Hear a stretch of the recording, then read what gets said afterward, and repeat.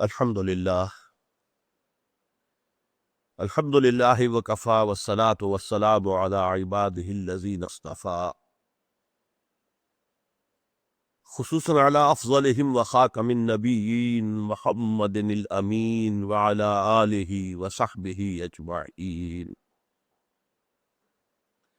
اما بعد فقد قال اللہ تبارک وتعالی کما ورد فی سورۃ الجمعہ: اعوذ باللہ من الشیطان الرجیم، بسم اللہ الرحمن الرحیم۔ یسبح للہ ما فی السماوات وما فی الارض الملک القدوس العزیز الحکیم۔ هو الذی بعث فی الامیین رسولا منہم یتلو علیہم آیاتہ ویزکیہم ویعلمہم الکتاب والحکمہ وَإِن كَانُوا مِن قَبْلُ لَفِي ضَلَالٍ مُّبِينٍ وَآخَرِينَ مِنْهُمْ لَمَّا يَلْحَقُوا بِهِمْ وَهُوَ الْعَزِيزُ الْحَكِيمُ۔ ذَلِكَ فَضْلُ اللَّهِ يُؤْتِيهِ مَن يَشَاءُ وَاللَّهُ ذُو الْفَضْلِ الْعَظِيمِ۔ صدق اللہ العظیم۔ رب اشرح لي صدری ويسر لي أمری واحلل عقدۃ من لسانی یفقہوا قولی۔ اللہم ربنا الہمنا رشدنا واعذنا من شرور انفسنا، اللہم ارنا الحق حقا وارزقنا اتباعہ وارنا الباطل باطلا وارزقنا اجتنابہ، آمین یا رب العالمین۔ آج ہم اللہ کے نام سے سورہ جمعہ کا مطالعہ شروع کر رہے ہیں۔ دو باتیں قرآن مجید کے انداز ترتیب کے بارے میں آج آپ کے سامنے رکھنا چاہتا ہوں۔ پہلی بات تو یہ نوٹ کیجئے کہ قرآن مجید کا یونٹ جو ہے وہ آیت ہے، اور آیت کے لفظی معنی ہے نشانی۔ اسے ہم جملہ نہیں کہہ سکتے، اسے ہم ورس نہیں کہہ سکتے، حالانکہ انگریزی تراجم میں یہ لفظ استعمال ہوتا ہے۔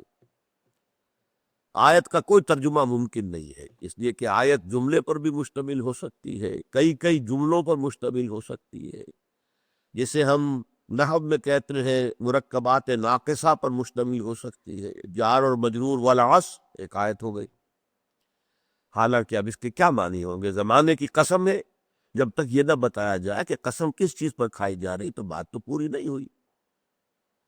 جملہ مکمل ہوگا والعصر ان الانسان لفی خسر، اب جا کر دو آیتوں پر مشتمل ہو کر پھر جملہ مکمل ہوا۔ آیت کہتے ہیں نشانی کو، گویا کہ ہر آیت جو ہے وہ اللہ تعالیٰ کے علم و حکمت کی ایک بہت دمکتی ہوئی نشانی ہے، چمکتی ہوئی دمکتی ہوئی نشانی ہے۔ اب ان آیتوں کو سورتوں کی شکل میں مرتب کیا گیا۔ آیتیں بھی چھوٹی بھی ہیں بڑی بھی ہیں، سورتیں بھی چھوٹی بھی ہیں بڑی بھی ہیں۔ کم سے کم 3 آیتوں پر مشتمل سورتیں ہیں، وہ 3 ہی ہیں: سورۃ العصر، سورۃ النصر اور سورۃ الکوثر۔ 3 آیتیں، 3 سے کم پر کوئی سورت مشتمل نہیں۔ تو سورتیں چھوٹی بھی ہیں، 286 آیات پر مشتمل سورہ بقرہ بھی ہے، تقریباً 2.5 پاروں پر مشتمل۔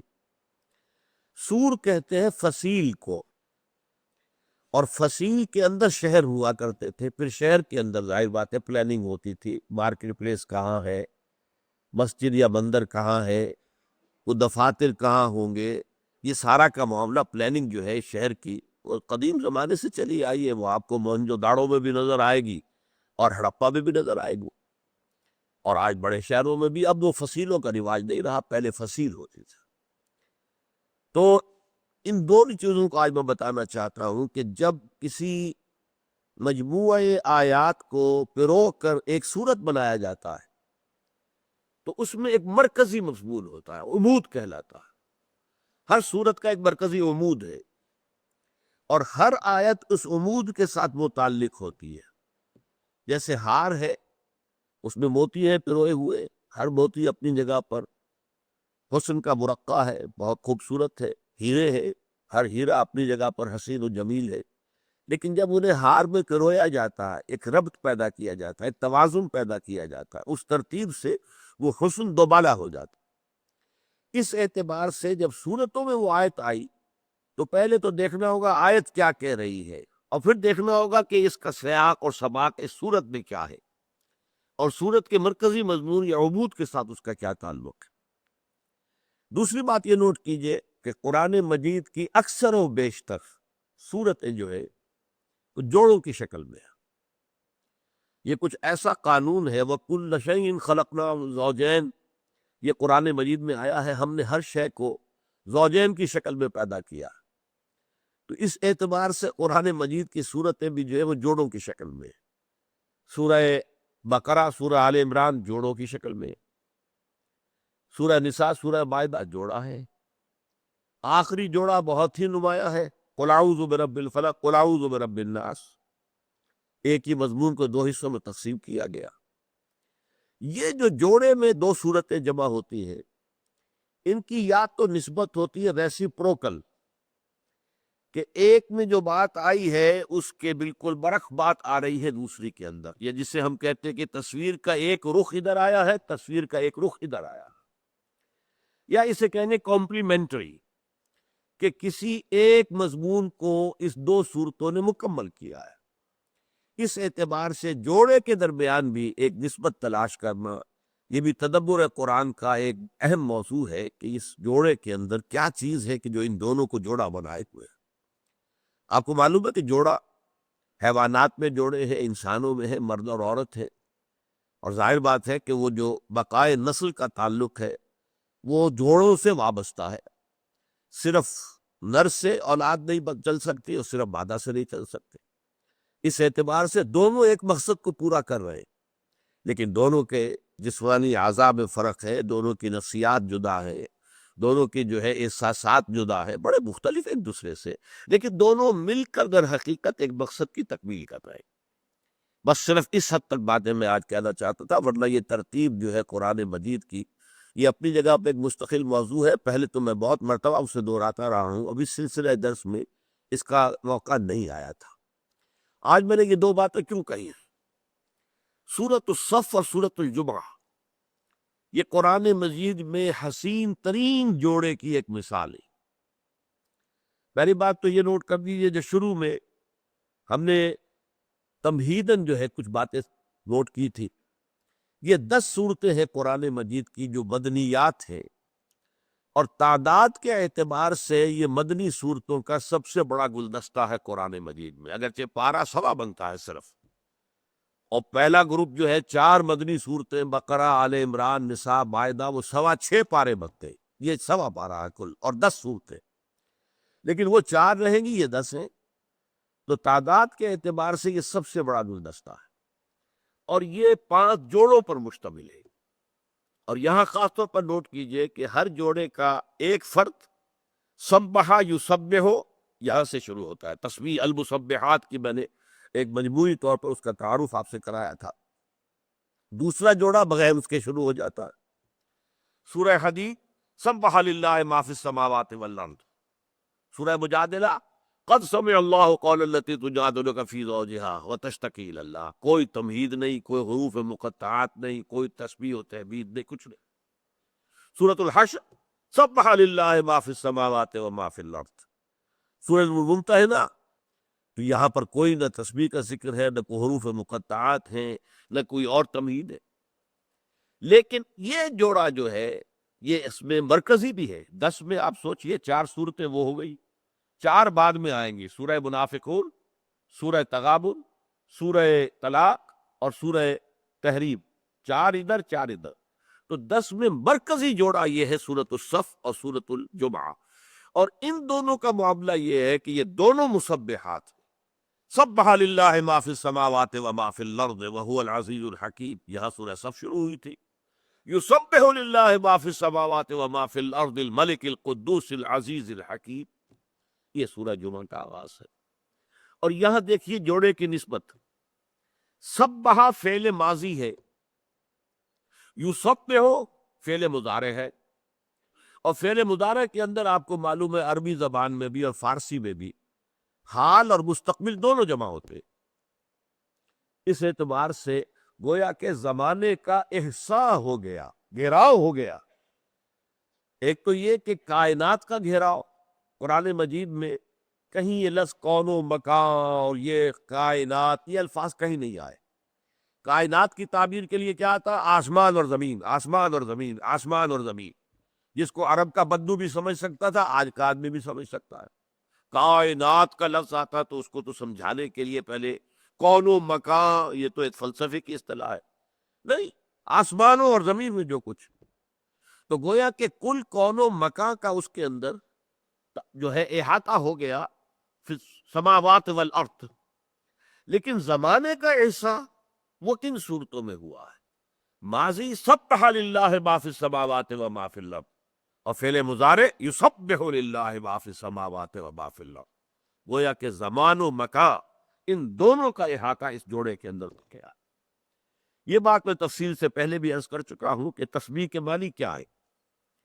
تشبیہ کہتے ہیں کسی شے کو، کسی ہستی کو اس کے مقام بلند پر برقرار رکھنا، کوئی عیب نہ ہو، کوئی اس کے اندر تقصیر نہیں ہے، کوئی اس کے اندر کمی نہیں ہے، کوئی ضعف نہیں ہے، کوئی احتیاج نہیں ہے، یہ ہے اس ہستی کی تسبیح۔ اب یہ تسبیح جو ہے ہم کرتے ہیں سبحان اللہ سبحان اللہ سبحان اللہ، یہ تسبیح ہے، ہماری قولی ہے۔ سبحان اللہ العظیم، سبحان ربی العالی، یہ ہم اپنے رکوع میں سبحان ربی العظیم سبحان ربی العالی یہ ہم نے رکوع و سجود کے اندر پڑھتے ہیں۔ تو یہ تو زبانی تسبیح باللسان ہو گئی۔ سبح یسبح کے معنی تیرنا، تیرنے کے معنی کیا ہے؟ جو پانی کی سطح پر برقرار رہے، نیچے ڈوب نہ جائے۔ اسی طرح خلا میں تیرنا، کہ ہر شے کا جو مدار اللہ نے مقرر کر دیا وہ اسی مدار میں رہے، اس سے ادھر ادھر نہ ہو جائے۔ تو یہ سبح یسبح یہ پانی میں تیرنے کے لیے بھی اور خلا میں تیرنے کے لیے بھی۔ کل فی فلک یسبحون، یہ تمام سیارے اور یہ ستارے جو ہیں وہ اپنے اپنے مدار کے اندر تیر رہے ہیں، اپنے مدار سے ادھر ادھر نہیں ہوتے۔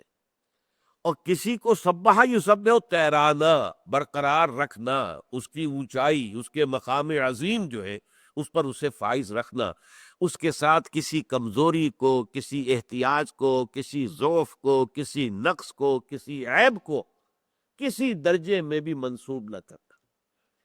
اب آسمانوں اور زمین کی ہر شے کیسے تسبیح کر رہی ہے؟ یہ تسبیح حالی ہے۔ جیسے ہم کہتے ہیں مصور کی تصویر دیکھ کر بھائی بڑا با کمال مصور ہے، حالانکہ آپ نے دیکھی تو تصویر ہے۔ تصویر زبان حال سے اپنے مصور کے کمال فن کی گواہی دے رہی ہے۔ گویا کہ یہ پوری کائنات اپنے شانے، اپنے خالق، اپنے مالک، اپنے مصور، یہ الفاظ آپ کو معلوم ہے، هو اللہ الخالق البارئ المصور، وہ مصور بھی تو ہے۔ یہ نقشہ کشی کس نے کی ہے؟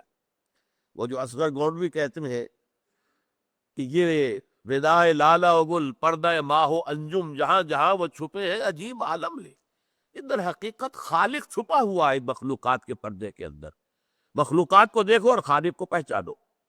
یہ کائنات جو ہے اس کا ذرہ ذرہ، سیاروں سے لے کر ذرات تک، یہ گواہی دے رہا ہے اپنی زبان حال سے کہ میرا خالق، اس کی قدرت مطلق ہے، اومنی پوٹنٹ، علی کل شیء قدیر، اومنیشینٹ، بکل شیء علیم، ہر چیز کا جاننے والا، اومنی پریزنٹ، ہر جگہ موجود، ہوا معکم اینما کنتم۔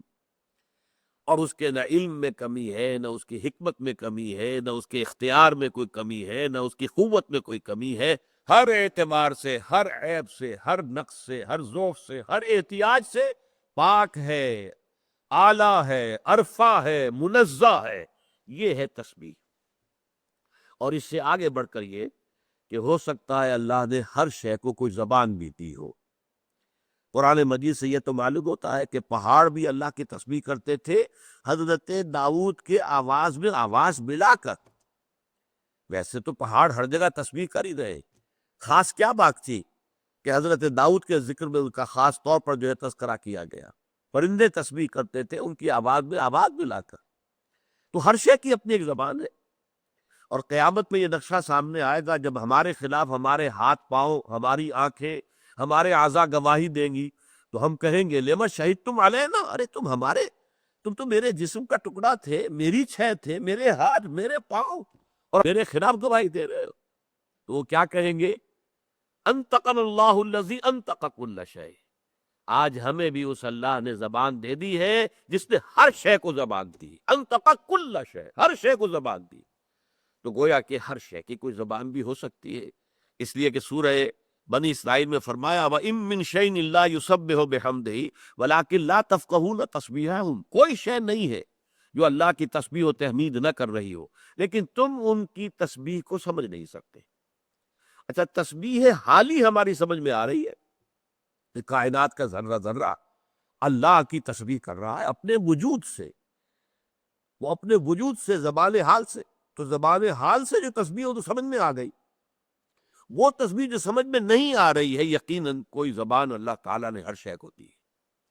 بہرحال یہ مضمون جو ہے 5 سورتوں کے شروع میں آیا، سورہ حدید سبح للہ ما فی السماوات والارض، وہاں معافی کو دوبارہ نہیں لایا گیا۔ سورہ حشر سبح للہ ما فی السماوات وما فی الارض، پھر سورہ صف ہم پڑھ چکے ہیں سبح للہ ما فی السماوات وما فی الارض، اور یہاں سورہ جمعہ شروع ہو رہی ہے یسبح للہ ما فی السماوات وما فی الارض۔ اب اس آیت کا جو اگلا حصہ ہے وہ اللہ تعالیٰ کے 4 اسماء پر مشتمل ہے، الملک القدوس العزیز الحکیم، وہ جو بادشاہ ہے، وہ جو ہر شے سے پاک ہے، وہ جو زبردست ہے، صاحب اختیار مطلق ہے، اور وہ کہ جس کی حکمت کمال کی ہے، کمال حکمت سے متصف ہے۔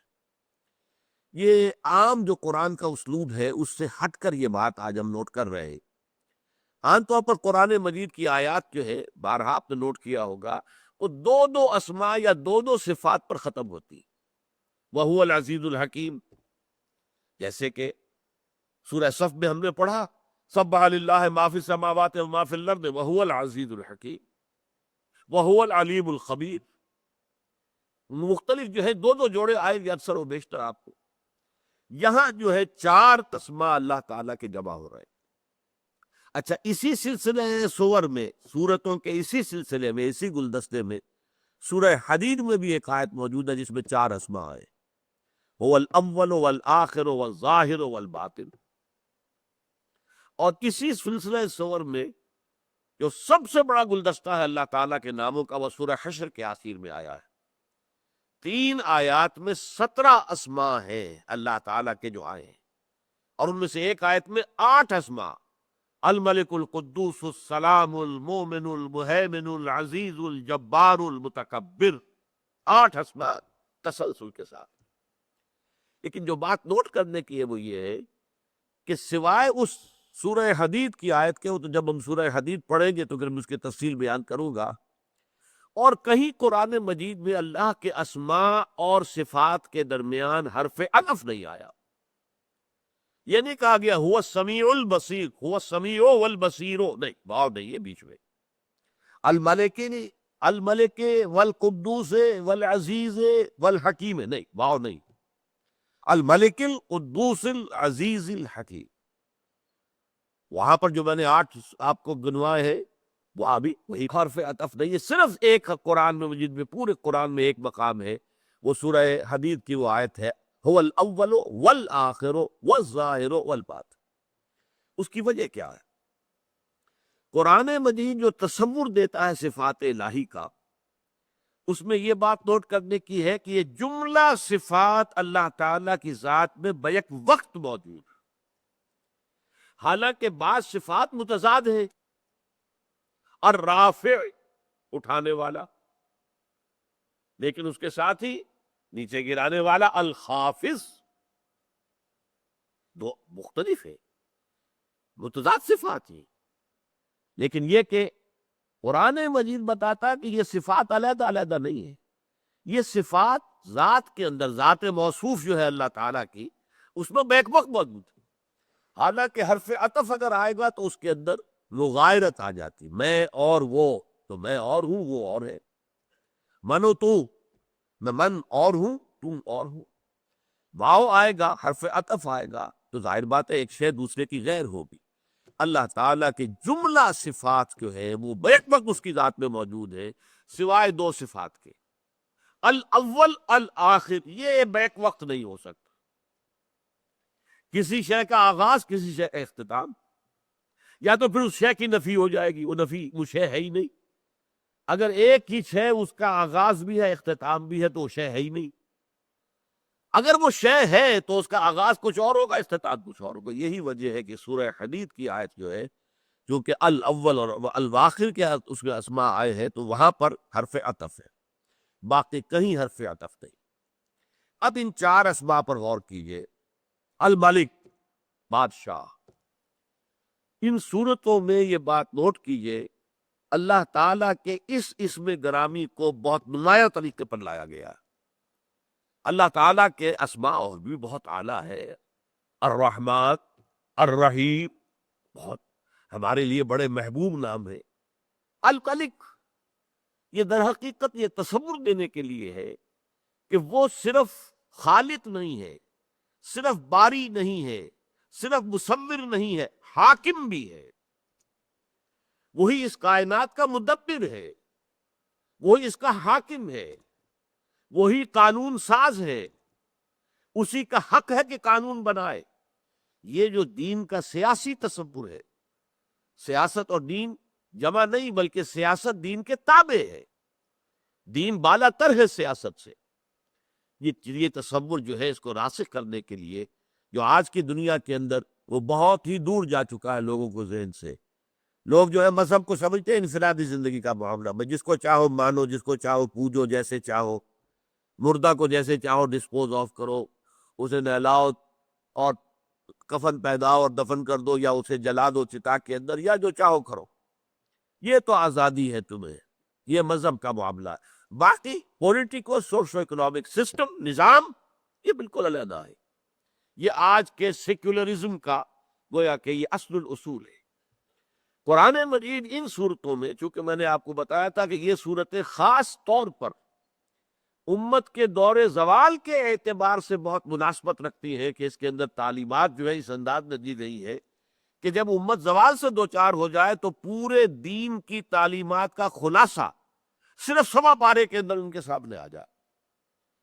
اور جیسا کہ آپ کو معلوم ہے پورے قرآن کا پڑھنا، سمجھ کر پڑھنا کوئی آسان کام تو نہیں، لیکن چلو یہ اللہ نے خلاصے دے دیے تمہیں۔ ایمان کا خلاصہ سورہ تغابن ہم پڑھ چکے ہیں، آئلی زندگی کے اصولوں کا خلاصہ سورہ تحریم ہم پڑھ چکے ہیں۔ اب یہ دو صورتیں جو ہے در حقیقت ان میں جوڑے کی ایک بات تو یہ آئی کہ یہ ماضی اور یہ مضارع ہے، دونوں نے مل کر زمانے کا احاطہ کر لیا۔ اور مانوی انداز میں یہ سمجھیے کہ حضور کا مقصد بعثت مرکزی مضمون ہے سورہ صف کا، هو الذی ارسل رسولہ بالہدی ودین الحق لیظہرہ علی الدین کلہ۔ اس پر ہم بڑی تفصیل سے گفتگو کر چکے ہیں۔ لیکن اس دین کو غالب کرنے کے لیے آپ کو معلوم ہے لوگ چاہیے، انسان چاہیے، مجاہد چاہیے۔ وہ لوگ جب تک نہ میسر ہو، آوان و انصار، اگر ساتھی نہ ہو، دست و بازو نہ ہو تو کیسے ہو جائے گا؟ اگر حضرت نوح علیہ السلام کو ساتھی نہیں ملے تو ظاہر بات ہے اگلا قدم وہ نہیں اٹھا سکے، کوئی جہاد اور قتال کی منزل آئی نہیں، دعوت دعوت دعوت ہوتی رہی۔ اسی طریقے سے تمام انبیاء کا معاملہ ہے۔ حضور کو آوان و انصار مل گئے، لیکن یہ بڑا بہت اہم مسئلہ ہے کہ سوچا جائے وہ آوان و انصار کس طور سے میسر آئے، طریقہ کون سا تھا ان کو تلاش کرنے کا، ان کو ڈھونڈنے کا، ان کو اپنے اس تنظیمی ڈھانچے میں شریک کرنے کا، پھر ان کی تربیت کا کون سا پروسیس تھا؟ یہ پروسیس ہے کہ جو سورہ جمعہ کا مرکزی مضمون ہے، هو الذی بعث فی الامیین رسولا منہم یتلو علیہم آیاتہ ویزکیہم ویعلمہم الکتاب والحکمہ۔ تو گویا کہ مقصد بعثت محمدی سورہ صف، اور اس کے لیے مردان کار کی تلاش و تربیت یہ سورہ جمعہ۔ اب گویا کہ بات مکمل ہو گئی، ان دونوں نے مل کر جو ہے تکمیل کی کمپلیمنٹری صورتیں ہیں کہ مقصد بعثت محمدی سورہ صف، اس کے لیے جہاد کی پکار، آؤ کون ہے جو جہاد کے لیے تیار ہے؟ یا ایھا الذین آمنوا هل ادلکم علی تجارۃ تنجیکم من عذاب الیم، اور تؤمنون باللہ ورسولہ وتجاہدون فی سبیل اللہ باموالکم وانفسکم۔ یہ لوگ کہاں سے آئیں گے، کیسے آئیں گے، یا حضور کے پاس کیسے آئے، کیسے آپ نے انہیں تلاش کیا؟ آپ کو معلوم ہے جب حضور نے بات شروع کی تو اکیلے تھے، تنہا تھے پورے عرب کے اندر. پہلے دن ہم کہتے ہیں 4 افراد ایمان لے آئے، ابو بکر رضی اللہ تعالیٰ عنہ، حضرت علی رضی اللہ تعالیٰ عنہ، حضرت خدیجہ رضی اللہ تعالیٰ عنہ، اور حضرت آپ کے غلام جو ہے زید ابن حارثہ. 4 ہو گئے. 1 جمع 4 5. 10 برس کے بعد بھی بمشکل 125. لیکن یہ 125 بھی کیسے میسر آئے، کس طریقے سے ان کی تربیت کی گئی؟ تو یہ ہے سورہ جمعہ کا مضمون. بہرحال پہلی آیت کا جو آخری حصہ میں نے بتایا 4 اسماء، ان میں اہم ترین الملک. سورہ حدید کے اندر 2 مرتبہ فرمایا لہو ملک السماوات والارض، لہو ملک السماوات والارض، آسمانوں اور زمین کی بادشاہی اسی کی. الملک، اسی سے وہ 8 جو اسماء ہیں، الملک القدوس السلام المومن المہیمن العزیز الجبار المتکبر، اس میں بھی پہلا الملک ہے، وہ بادشاہ ہے. جو ہمارے ہاں اللہ کا شکر ہے یہ. اور میں اصل میں لیاقت علی خان کو پہلے سمجھتا تھا کہ وہ شہید قرارداد مقاصد ہے. انہیں کیوں شہید کیا گیا؟ قرارداد مقاصد پاس کی، اسلامی دستور کے لیے بنیاد جو ہے وہ رکھ دی لیاقت علی خان.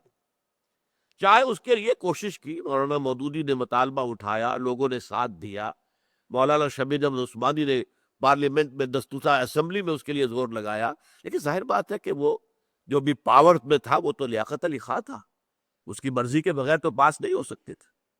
پھر ابھی حال ہی میں جو امپیکٹ کا رسالے کا شمارہ آیا، اس میں تو پڑھ کر حیران رہ گیا ہوں کہ جب لیاقت علی خان گئے امریکہ تو وہاں پر پوری جو لابی ہے اسرائیل کی وہ ان کے گرد ہو گئی. بڑا ریسیپشن دیا، دعوت دی، پھر انہیں بڑے بڑے سباق دکھائے، آپ اگر اسرائیل کو تسلیم کر لیں تو ہم یہ دے دیں گے آپ کو، اور یہ دے دیں گے، اور یہ کریں گے، اور اس طرح تعاون کریں گے. میں حیران ہوا ہوں پڑھ کر، اور میں سمجھتا ہوں کہ شاید وہی چیز ان کی جو ہے شہادت کا اصل سبب بنی. انہوں نے کہا، جملہ بہت خوبصورت کہا، انہوں نے کہا gentleman our souls are not for sale. ہماری روحیں بکاؤ شے نہیں ہے کہ آپ یہ قیمتیں مجھے دکھا رہے ہیں اور ہم یہ قیمت وصول کر کے اسرائیل کو تسلیم کر لیں. ہو سکتا ہے اسی پر ان کو شہید کرایا گیا، واللہ عالم.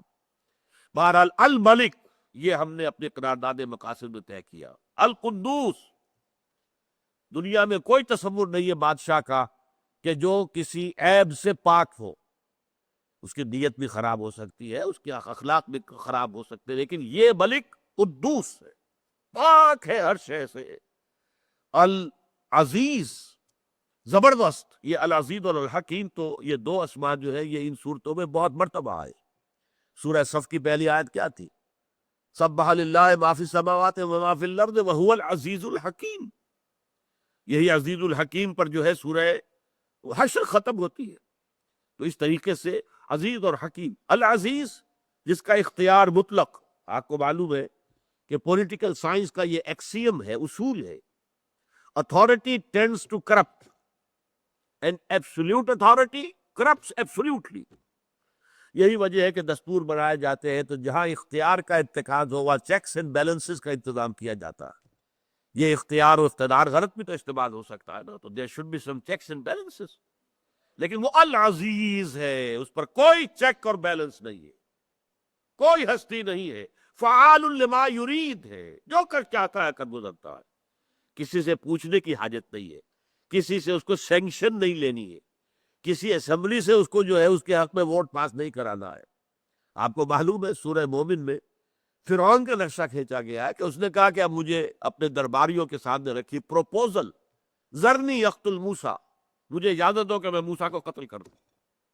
اب فرعون خدائی کا دعوے دار، لیکن اسے نظر آ گیا تھا کہ موسیٰ کی دعوت سے معلوم ہوتا ہے کہ ہمارے اندر ان روڈز بن گئے ہیں، ہمارے سرداروں میں سے کچھ لوگ اس کے سمپیتھائزرز ہیں اور اس کے ساتھ ہمدردی رکھتے ہیں. لہذا اس نے باقاعدہ اسمبلی میں قرارداد پیش کی، ذرنی یقتل موسیٰ. اس وقت پھر ایک مومن جو تھے آل فرعون میں سے وہ کھڑے ہو گئے. ان کی تقریر جو ہے قرآن مجید میں کسی نبی اور رسول کی تقریر بھی اتنی مفصل نقل نہیں ہوئی ہے جتنی اس مومن آل فرعون کی. لہذا بے بس ہو گیا فرعون، اس فیصلے کے اوپر عمل نہیں کر سکا، حالانکہ خدائی کا دعوے دار. اور آپ کو معلوم ہے کہ ملوکیت جو ہے اس میں تو بادشاہ کے پاس اختیار مطلق ویسے ہی ہوتا، لیکن اللہ پر کوئی چیکس اینڈ بیلنسز نہیں ہے. کسی کا کسی کی منظوری کا وہ محتاج نہیں ہے معاذ اللہ.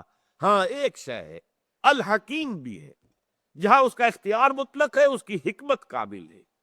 اس کا اختیار مطلق حکمت کاملہ کے ساتھ استعمال ہوتا ہے. یہ اگر کہنا چاہیں آپ تو یہ انٹرنل چیک اینڈ بیلنس ہے. اللہ تعالیٰ کے اختیار مطلق کو اگر کوئی شے بیلنس کرتی ہے تو اس کی حکمت کاملہ ہے. وہ جو بھی فیصلہ کرتا ہے حکمت کاملہ کے تحت کرتا ہے. اس اعتبار سے یہ 4 اسماء جو اس سورہ مبارکہ کی پہلی آیت میں آئے ہیں بہت اہم ہے. یسبح للہ ما فی السماوات وما فی الارض الملک القدوس العزیز الحکیم. بارک اللہ لی ولکم فی القرآن العظیم ونفعنی وإیاکم بالآیات والذکر الحکیم.